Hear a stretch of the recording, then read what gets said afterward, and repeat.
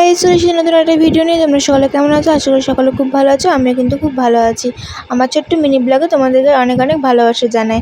তো দিনটা ছিল বৃষ্টির একটা সুন্দর দিন। তো ঘরের মধ্যে ল্যাদ খেতে খেতে হঠাৎই নাকে একটা সুন্দর স্মেল আসছিলো। রান্নাঘরে গিয়ে দেখি মা চিকেন কষা রান্না করছে। ওই জন্য আমি চটপট স্নানটা সেরে নিলাম আর একতলা ভাত, স্যালাড আর চিকেন কষা নিয়ে তারপর বসে পড়লাম লাঞ্চটা সেরে নেওয়ার জন্য।